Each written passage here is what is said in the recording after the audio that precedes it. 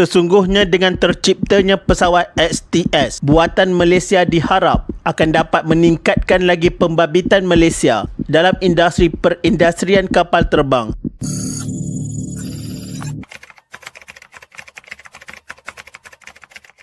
Pada tahun 1993, pesawat pertama buatan Malaysia Eagle XTS telah dikeluarkan dengan megahnya daripada tempat simpanan kapal terbang Henderson dekat Perth, Australia Barat. Menurut penasihat sains di Jabatan Perdana Menteri, Datuk Dr. Omar Abdul Rahman, projek Eagle XTS itu pada mulanya dijalankan oleh sebuah syarikat Australia, Composite Technology Pty Limited, tetapi mengalami beberapa masalah. Selepas itu sebuah syarikat Malaysia, Composite Technology Research Malaysia Sendirian Berhad (CTRM), milik penuh Perbadanan Menteri Keuangan, telah menyelamatkan projek itu selepas ia membeli 50% saham syarikat berkenaan pada Disember 1990. Pembabitan Malaysia dalam projek itu bukan sahaja dalam bentuk pertambahan modal, tetapi juga membabitkan pengurusan, kawalan mutu dan pengeluaran. Sepasukan jurutera, juruteknik dan pengurus Malaysia dengan bantuan pihak Australia telah membina pesawat tersebut daripada bentuk prototype proof of concept kepada prototipe pengeluaran dan seterusnya kepada pengeluaran pesawat.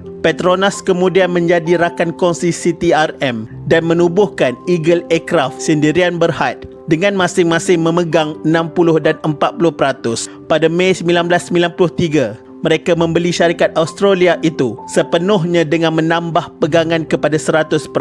Pembinaan pesawat Eagle XTS memakan masa 2,5 tahun selepas melalui banyak pengubahsuaian daripada prototype proof of concept kepada prototype pengeluaran dan kepada pengeluaran kapal terbang. Ianya juga telah menjalani ujian 300 jam sebelum Lembaga Penerbangan Awam Australia mengeluarkan sijil kelulusan pada 21 September 1993 yang mana membolehkan syarikat itu mengeluar dan memasarkan pesawat tersebut.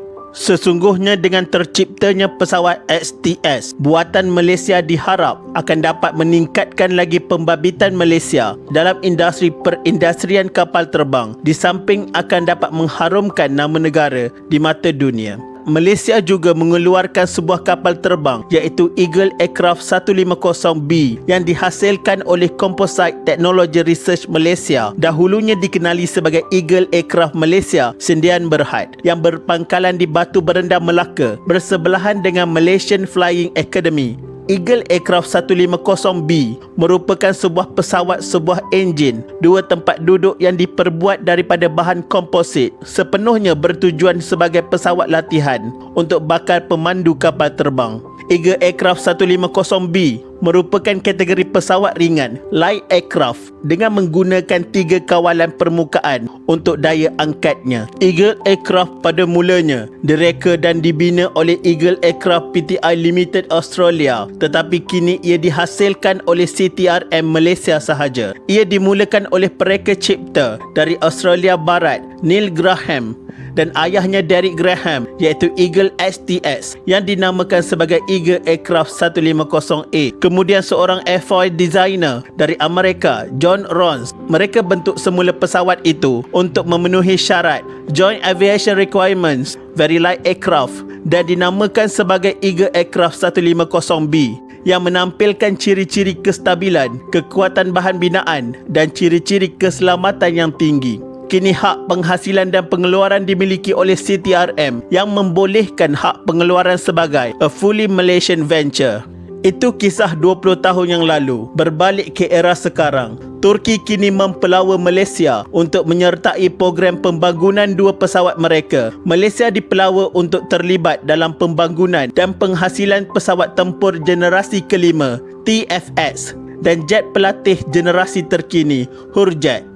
Turki menumpukan perhatian ke atas projek TFS selepas ditendang keluar dari program pembangunan F-35 kerana pembelian peluru berpandu anti pesawat S-400 dari Rusia. Amerika Syarikat risau teknologi F-35 mungkin jatuh ke tangan Rusia menerusi Turki. TFS dijangka mempunyai kemampuan yang setanding dengan F-35. Kedua-duanya dilengkapi sistem simpanan senjata di dalam tubuh diperbuat daripada bahan komposit serta mempunyai kemampuan sukar dikesan oleh radar. Hurjet pula dibangunkan untuk menggantikan pesawat latihan Northrop T-38. Tentera Udara Diraja Malaysia pula akan memulakan proses mencari pesawat pengganti kepada Sukhoi Su-30 MKM dan Boeing FA-18D Hornet sekitar 2030.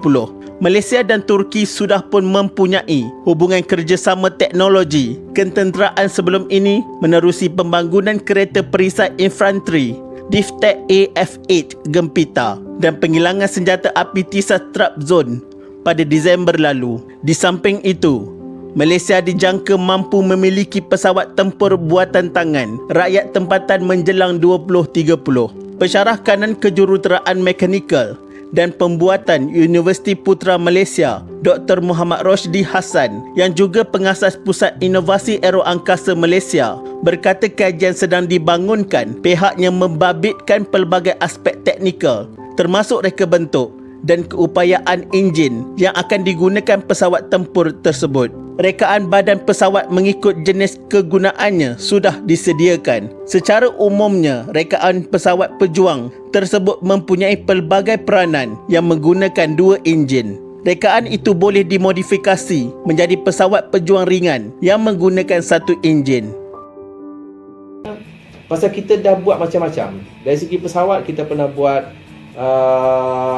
Eagle Aircraft, dan dulu SME Aviation pernah buat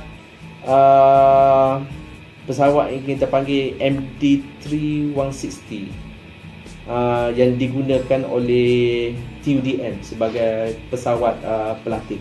Saiz pesawat ini juga hampir sama dengan pesawat MiG-29 buatan Rusia dan dikategorikan sebagai pesawat generasi kelima, setanding pesawat tempur negara-negara maju dunia yang kini memasuki generasi ke-6.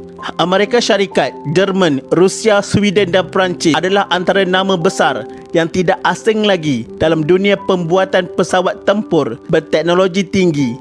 Dan bagi rantau Asia, negara jiran kita Indonesia kini dalam usaha membangunkan pesawat pejuang dengan kerjasama Korea Selatan yang dijangka selesai menjelang tahun 2026. Pesawat yang direka oleh Malaysia mempunyai radar berkuasa tinggi, sistem peperangan elektronik berperanan untuk menyembunyikan pesawat dari radar musuh. Pembinaan sendiri pesawat tempur ini yang mampu mengurang kebergantungan Malaysia terhadap aset buatan negara luar. Sekiranya berlaku situasi getir libatkan negara pembuatan pesawat itu, ia akan mendatangkan masalah kepada Malaysia untuk mendapatkan alat ganti. Oleh kerana itu, kita harus membina pesawat dan teknologi sendiri yang sekaligus dapat menjimatkan kos penyelenggaraan sesebuah pesawat kerana ia dilakukan sendiri sepenuhnya di dalam negara. Kesimpulannya, Malaysia perlu lebih berani meneroka bidang baru, terutama dalam bidang pembuatan pesawat.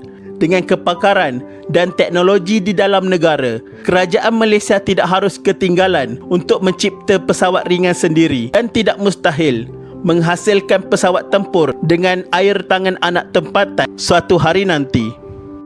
Sekian, terima kasih.